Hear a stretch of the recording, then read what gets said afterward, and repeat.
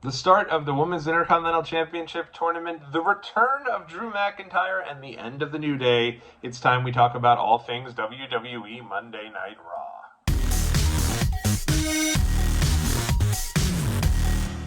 What's up, world? It's your boy Tommy on the spot for Watch Along Wrestling. Hopefully everyone is doing well and staying safe. I'm Beardly. Got the CM Punk return shirt from Survivor Series 2023. And I am ready to dive into all things Raw. Not a real usual thing here on the Watch Along Wrestling YouTube channel for me to jump on here and break down all things Monday Night Raw. Maybe that's something we'll do when Raw goes to Netflix or for 2025. We'll break down Raw each week, give some of my thoughts on it. I don't like to go through the minutiae of every single segment, so I like to kind of keep things high level and also leave you for some stuff to watch. I mean, if Raw's 2 hours long and I'm on here with a 2-hour Raw review, I don't know that really makes much sense. But I thought Raw last night was awesome, and I have traditionally always been a more is more guy.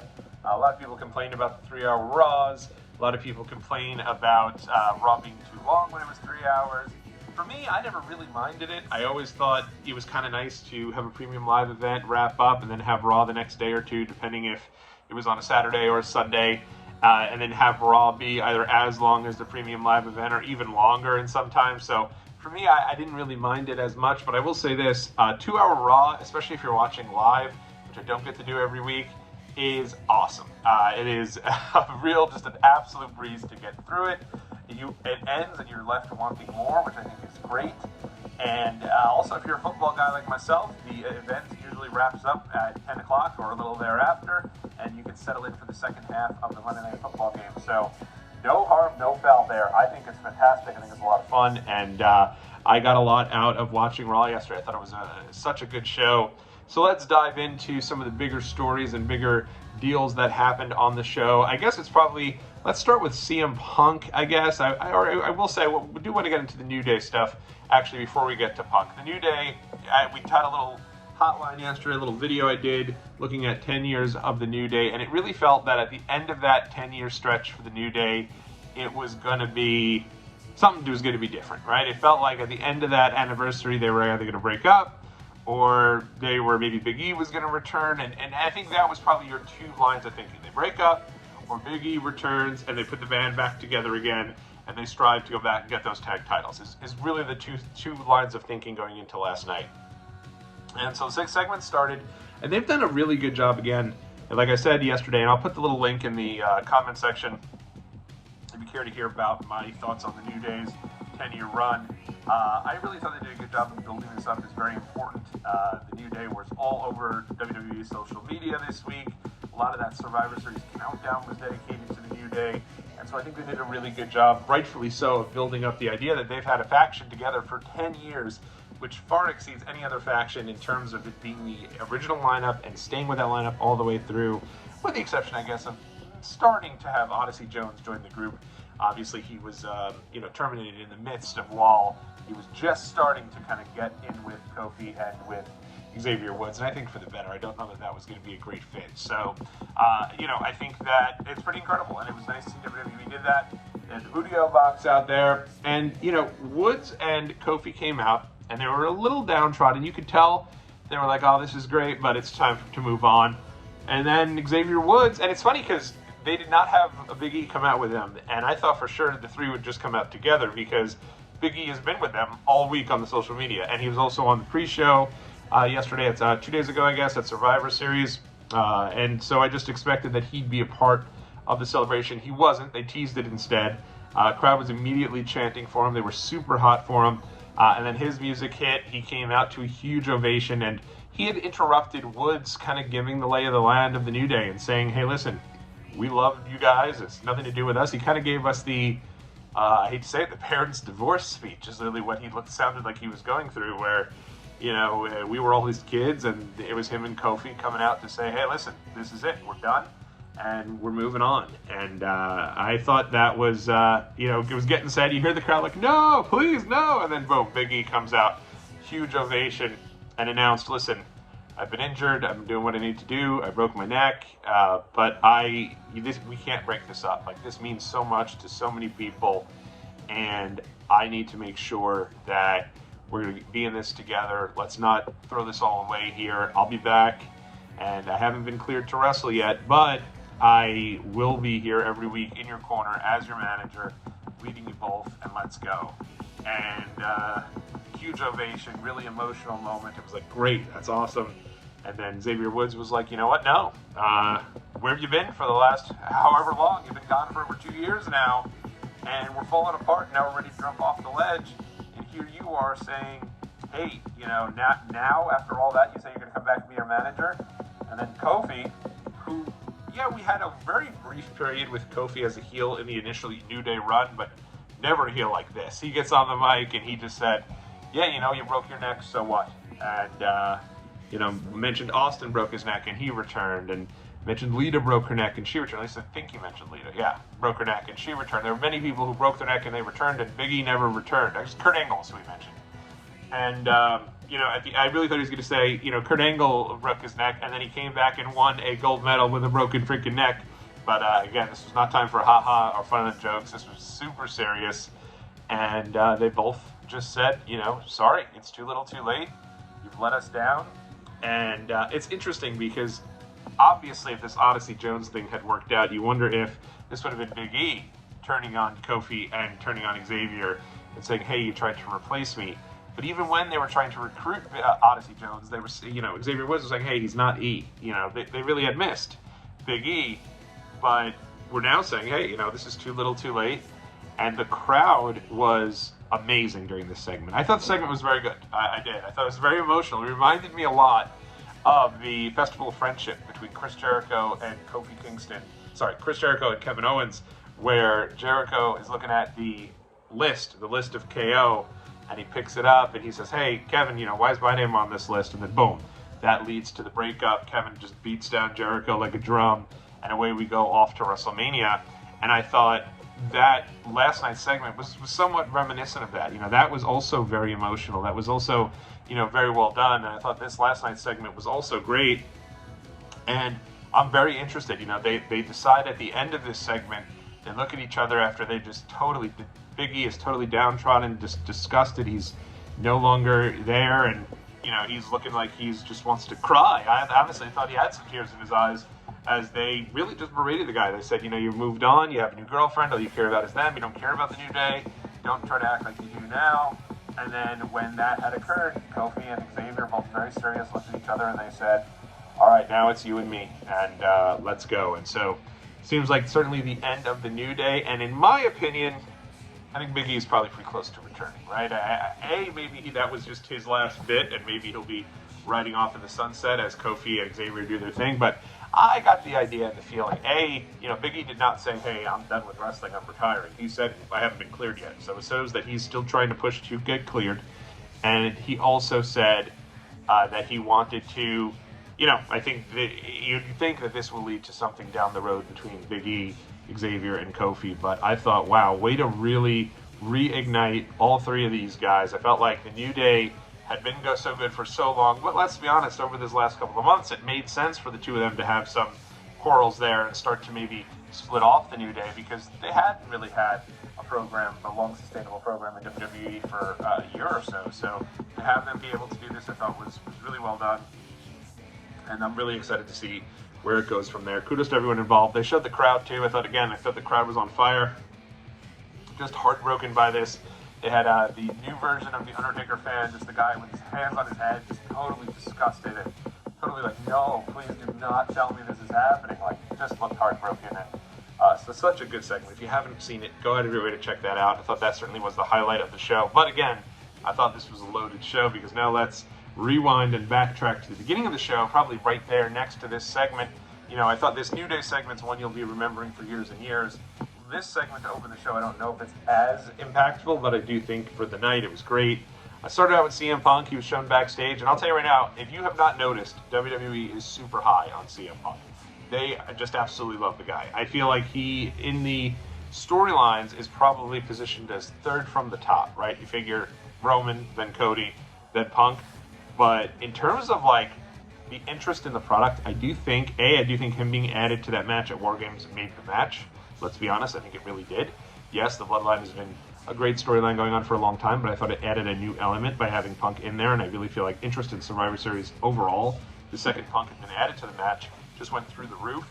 And if you can't tell, WWE is just milking Punk for all that he's worth at this stage. They put out the new CM Punk belt. They've released his entire CM Punk Best in the World documentary on the WWE Vault channel. I actually am in the middle of watching it, and we'll probably jump on and talk about it at some point because I've just been loving it. It's been such a good rewatch, especially all these years later, with kind of the renewed deal of him being back in WWE. It's an interesting watch, and I'm excited to kind of re-dive back into that. And they've also been putting on some classic matches, a match with him and the Amazing Red on the Vault channel, so they're all in on everything CM Punk right now. I don't think they can get enough CM Punk. They're just loving life. And the show started with him. He came out, cut a really good promo. Raw being 30 minutes commercial-free yesterday, and really being almost entirely made up of this segment, I thought just amplified the segment that much more. It was a long 20 to 25 minute, that quarter of the show, honestly, opening segment of Punk coming out and Rollins coming out, and Rollins just still so angry at Punk, and now angry at Punk, angry at Jey Uso, angry at Sami Zayn for all just agreeing to be Roman Reigns' partner. And I will say this, I kind of agree with Seth Rollins, and I think that's one of the good pieces of this whole business is, yeah, Punk had his own deal. He's going to get a favor down the road. But why are Jey Uso and Sami Zayn so quick to go and kind of forgive Roman Reigns here and team with him? I really think if they wanted to make the new bloodline seem like such a bigger deal and such a bigger threat to all things WWE, then I really think Solo had to beat Cody for the title at SummerSlam. The idea that Solo's been beaten like a drum and very rarely gets a W, I think has done him a major disservice, and I think that is why you could look at this and say, hey, why are these guys helping Roman Reigns? He could take care of Solo. Solo's kind of a loser. So, I mean, I get it. And I think that's when somebody is at their best, when they make sense. I mean, a lot of what Kevin Owens is saying about Cody teaming with Roman on SmackDown is similar, but it all makes sense because Roman did beat Kevin Owens up and make his life hell for the last 3.5 years. So it does make sense. And I thought Rollins came across great here. He then told, Punk, I should have hit you in the face when you first returned. I think he said I should have kicked your ass when you first returned, and just looking at him with such hate, such vitriol, and really had enough of Punk. And it said, he's been watching him for the last 6 months, and Punk turns around in the most dismissive way ever. Hey, and it's almost like when you break up with somebody, right? And that person tries to get back with them 6 months later, and when they do, they find out the person they've been going after is now in a new relationship. And that's exactly what this reminded me of. Punk, Rollins had come out and said, hey, I've been after you now for the last 6 months, and I really have had enough. And Punk just looked at him and said, look, I'm sorry you have an issue with me, but I've moved on. Like, I'm looking for new and different things. You've been thinking about me for 6 months. I haven't thought of you one time, which was just such like a smarky, just total dipshit type of comment, but really in line with what Punk does. And instead of that segment leading to the end of that segment, and then just being done, instead, Sami Zayn got involved, and he and Rollins went back and forth. And Sami said, hey, listen, you may hate Roman Reigns. You're the reason Roman Reigns is the way he is, because you're the first person who turned on him by nailing him in the back with that chair all those years ago. And I thought that was a cool tie-in, and Rollins kind of agreed. He's like, yeah, I have done that. But he said, Sami, you're also stupid. Like, you just continue to believe everyone. You continue to trust everyone, and you're ridiculous. And so it is set up later on in the evening, a fun main event between Sami Zayn and Seth Rollins. A match I think you don't really see that often, if at all, so it was good to kind of see them get in there. And then there was another storyline woven in between all this, a good old classic whodunit, where it looked like in the back, Jey Uso had been laid out. So you started thinking, and part of me was like, I hope they don't turn Seth Rollins heel here, because we've been there. We've done that. He's only been a babyface for about a year or so now, and I think he's doing really well in this babyface role. I think, yeah, he's probably fourth, right? He's probably right behind CM Punk in terms of that level of importance in terms of the babyfaces, but I do think that he is an important piece of the babyface side of things for WWE, and so the last thing I wanted to see was Rollins' turn. I just am not on board with him doing that, and so Jey Uso's laid out in the back, and it's clear Sami Zayn is like, no matter what, Jey Uso's his guy. Like, he is his number one, and so he's pissed off at Rollins. Rollins is like, hey, you're gonna blame me? Why don't you ask Punk if Punk was the one who did it? And at the end of the match, Rollins had won the match. It was a very good match. And it kind of looked at Sami like, hey, I'm your friend, man. Like, I'm not trying to screw you. Like, trust me. Like, whatever.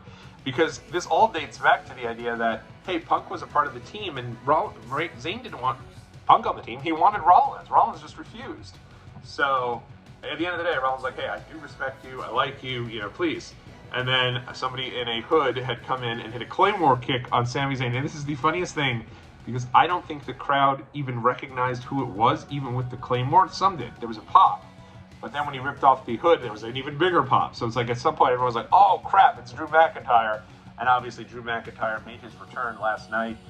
Been great to see him in there. He looked fantastic. And it had been, you start to realize it had been a little while since he'd been there, too, both him and Punk.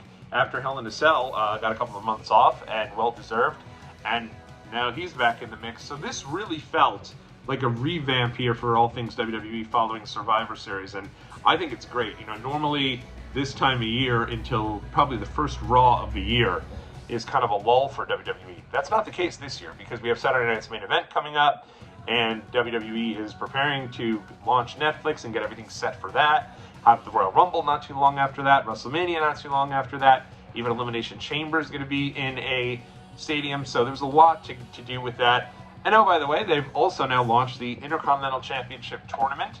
We had the first match yesterday, and I, of course, got all excited because I was hopeful for Shayna Baszler. My, obviously, she's always been a favorite of mine. Was not to be. Shayna did not cut. She came up a little short in a triple threat match, her match with Dakota Kai and Katana Chance. Honestly, I thought Katana Chance looked really good in this match. Good to see her get an opportunity as a single. The rest of the first round matches, Zoe Stark versus Raquel Rodriguez versus Kaden Carter. That's one side along with the initial three. So now that's on one side of the bracket. And then the other side of the bracket, it'll be in a triple threat. Ivy Nile, Zelina Vega, Lyra Valkyria. And then the other one will be Alba Fire, Kairi Sane, and Natalya. So for me, I do not have a clue who's going to win this, and I kind of like it. For me, I thought yesterday in that triple threat, Shayna would get the win. She did not. Dakota Kai did get the win. I always feel like when you have a new title, you want somebody there who's been established as a top attraction and a top champion in the past, because I think that then elevates the new belt immediately. In this particular bracket, there's not really anyone there. I guess Raquel Rodriguez and Natalya, but there's no one really who's been a big part of the show recently that is going to get this opportunity. And so I'd love to see Dakota Kai take it. Personally, I do think the finals is going to come down to Lyra Valkyria against Raquel Rodriguez, and I think Lyra will get the win. It'll be kind of an idea to kind of build her back up, because I think she came in super hot, and I don't think they've been using her too much recently. So it'll be interesting to see how it goes, but solid match there.